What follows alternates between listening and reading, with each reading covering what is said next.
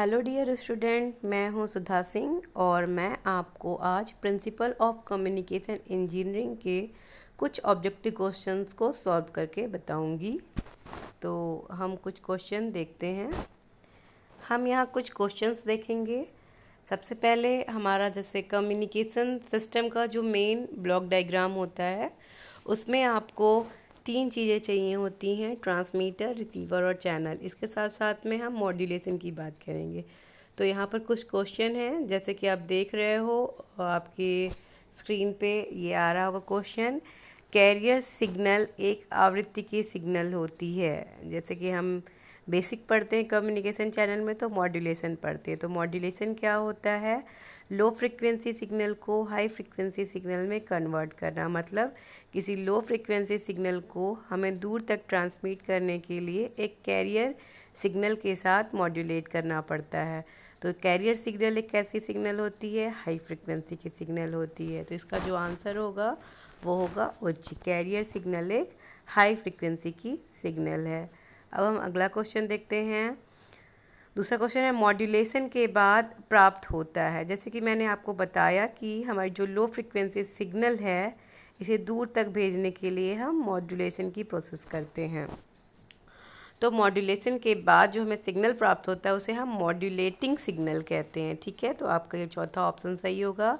Carrier signal क्या होता है? जब आप जिस सिग्नल के साथ अपने लो फ्रिक्वेंसी सिग्नल को भेजते हो, यानी हाई फ्रिक्वेंसी के सिग्नल को कैरियर सिग्नल कहते हैं। ऑडियो सिग्नल आपका नॉर्मली मैसेज सिग्नल होता है। आपका जो मॉड्यूलेटेड सिग्नल, सॉरी इसका आंसर मॉड्यूलेटेड सिग्नल होगा। तो मॉड्यूलेटेड सिग्नल क्या होगा? मॉड्यूलेशन के बाद हमें मॉड्यूलेटेड सिग्नल प्राप्त होता है। मॉड्यूलेटिंग सिग्नल क्या होता है? जो मैसेज सिग्नल होता है उसे हम मॉड्यूलेटिंग सिग्नल बोलते हैं। ठीक है, वो भूल से मैंने मॉड्यूलेटिंग पे क्लिक कर दिया था। अगला क्वेश्चन हम देखते हैं।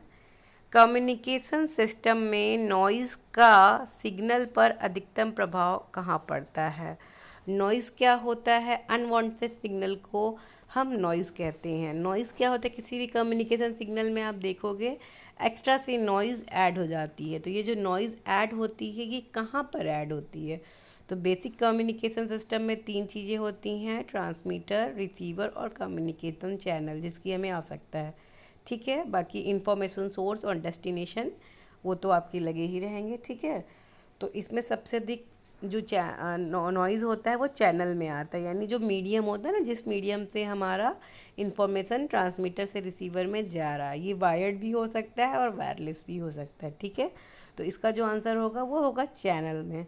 सबसे अधिक कम्युनिकेशन सिस्टम में नॉइज़ सिग्नल को कहाँ प्रभावित करती है? तो चैनल में करती है। ठीक है, अब माइक्रोफोन क्या है? जैसे कि मैंने बताया कि बेसिक कम्युनिकेशन के ब्लॉक डायग्राम में आपका इंफॉर्मेशन सोर्स होता है। इंफॉर्मेशन सोर्स में हम मैसेज सिग्नल को देते हैं। ठीक है, तो जैसे कि हम मोबाइल की बात करते हैं तो मोबाइल में जो हम साउंड बोल रहे हैं इसको आपका एक इलेक्ट्रिकल सिग्नल में कन्वर्ट करना पड़ता है। ठीक है, तो जो माइक्रोफोन के थ्रू हम क्या करते हैं, आपकी साउंड सिग्नल को इलेक्ट्रिकल सिग्नल में कन्वर्ट करते हैं। ठीक है, तो किसी एक फॉर्म ऑफ सिग्नल को दूसरे फॉर्म ऑफ सिग्नल में कन्वर्ट करने का जो इस डिवाइस होता है उसे हम ट्रांसड्यूसर कहते हैं। तो माइक्रोफोन क्या होगा? एक ट्रांसड्यूसर होगा। ठीक है, सेम उसी तरीके से लाउड स्पीकर क्या करता है? आपके इलेक्ट्रिकल सिग्नल को अगेन साउंड सिग्नल में देता है। ठीक है, जैसे आपके फ़ोन में भी लगा होता है लाउड स्पीकर। आपने लाउड स्पीकर बाकी जगह पे भी सुना है कि लाउड स्पीकर से आपकी आवाज़ सुनाई देती है ना, तो उसके अंदर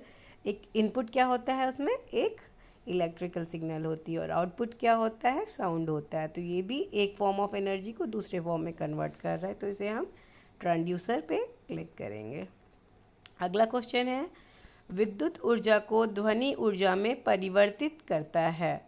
सेम अभी जो मैंने आपको बताया कि इलेक्ट्रिकल सिग्नल को साउंड सिग्नल में कन्वर्ट करना है, तो क्या कन्वर्ट कर रहा है? इसमें ऑप्शन क्या होगा? एम्पलीफायर क्या होता है? सिग्नल को एम्पलीफाई करता है। माइक्रोफोन क्या करता है? साउंड को लेता है और आउटपुट में इलेक्ट्रिकल सिग्नल देता है, तो ये भी नहीं होगा। ऑसिलेटर क्या होता है? ये तो एक सिग्नल को जनरेट करने का काम करता है। लाउड स्पीकर क्या होगा? आपका इलेक्ट्रिकल सिग्नल इनपुट में लेगा और आउटपुट में हमें साउंड सिग्नल देगा, तो इसका सही आंसर है लाउड स्पीकर। अगला क्वेश्चन है, ध्वनि ऊर्जा को विद्युत ऊर्जा में परिवर्तित करता है। तो ये जस्ट अभी आपने जो लाउड स्पीकर देखा उसका जस्ट अपोजिट है, तो ये क्या होगा, माइक्रोफोन। ठीक है। अगला क्वेश्चन है 1 kilo hertz equal to, kilo का मतलब होता है 10⁻³ तो 10⁻³ कितना होगा आपका 1000 हर्ट्ज़। तो इसका सही आंसर क्या होगा 1000 हर्ट्ज़। अगला क्वेश्चन है ऑडियो सिग्नल को एक स्थान से दूसरे स्थान पर भेजने से पूर्व निम्न क्रिया होती है। जैसा कि हम सभी को पता है ऑडियो सिग्नल आपकी लो फ्रिक्वेंसी की सिग्नल होती है जिसकी range 20 hertz to 20 kilo hertz होती है। अब हमें इसे अधिक दूरी तक भेजना है तो उसके लिए हम क्या करते हैं, एक हाई कैरियर सिग्नल के साथ इसे हम एक स्थान से दूसरी जगह पर भेजते हैं, जिस प्रोसेस को हम क्या कहते हैं, मॉड्यूलेशन। ठीक है। तो ऑडियो सिग्नल को जब हमें एक स्थान से दूसरे स्थान पर भेजना है तो उसके पूर्व हम मॉड्यूलेशन की प्रोसेस करते हैं।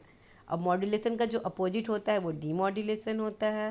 एम्प्लीफिकेशन क्या होता है, सिग्नल को एम्प्लीफाई करना, ठीक है, उसे प्रवर्धित करना।